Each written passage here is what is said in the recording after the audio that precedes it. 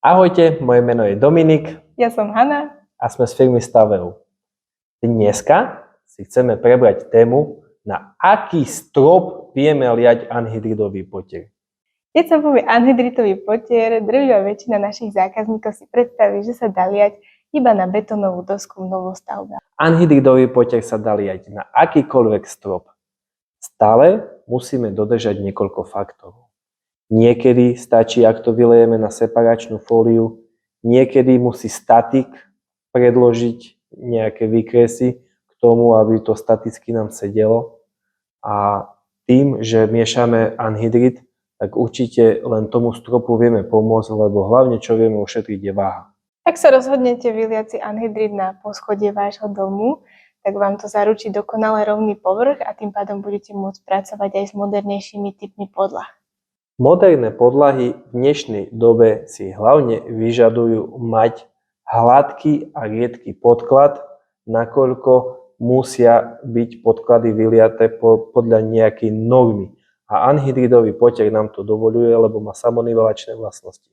Ak na poschodí svojho domu plánujete inštalovať podlahové kúrenie, tak neexistuje lepšia voľba, ako na to potom vyliať anhydridový potier. Vďaka svojej vyššej difuzite v porovnaní s cementovým potierom a vyššiemu koeficientu termálnych emisí dokážeme plne zefektívniť funkčnosť podlahového vykurovania. Anhydridový potier je stabilný a bez prasklín. Tým, že anhydridový potier sa nezmrašťuje, vieme eliminovať vznik prasklín, čo pri stropoch niekedy ktoré sú pružné a pohyblivé, sa často stáva, a hlavne pri cementových potieroch. Aplikácia anhydridového potieru je rýchla a úplne čistá. Na vašej stavbe neostane po nás ani smietka, čo určite ocenia hlavne obyvatelia bytoviek, kde je tiež možné realizovať anhydridový potier. Poďme sa pozrieť na konkrétne materiály, z ktorých sú stropy zložené, pretože to vás určite zaujíma najviac. Takže Dominik, ako je to napríklad so železobetónom? No tak železobetónové stropné dosky, kto to má, tak má vyhraté celkovo, lebo je to proste fakt pevný základ toho stropu.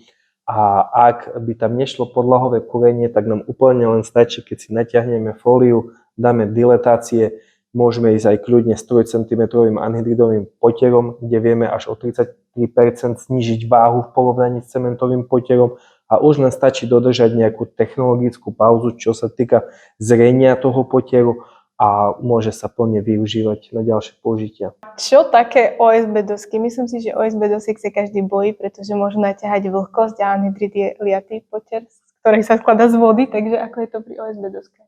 Čo sa týka potieru na OSB doskách, ja by som to tak hlavne povedal, že väčšinou OSB dosky sú na trámovom strope.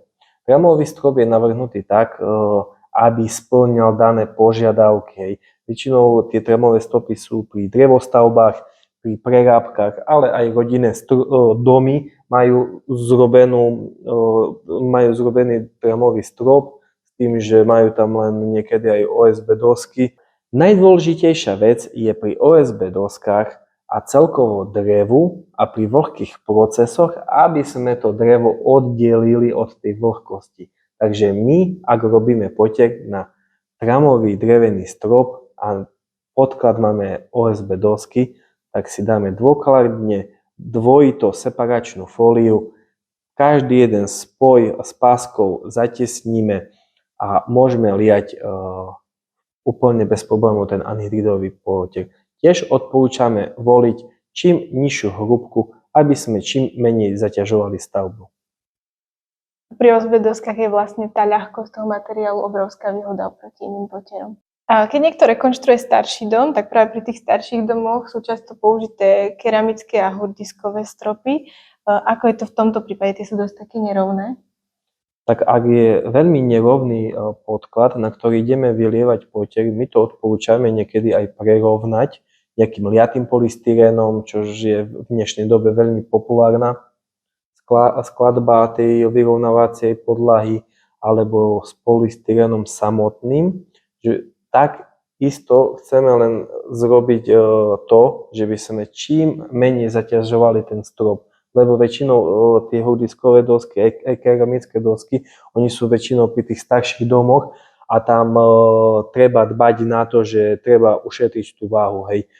Stále každý jeden úkon robíme v konzultácii s statikom a ak máte náhodou nejaké otázky alebo nie ste si istí tým, čo robíte, tak určite nás kontaktujte a radi vám odborne poradíme a nastavíme vám skladbu tak, aby to bolo všetko v poriadku. No a nakoniec tu ešte máme kategóriu drevostavby a celté panely, kde predpokladám platí to isté, čo pri OSB doskách.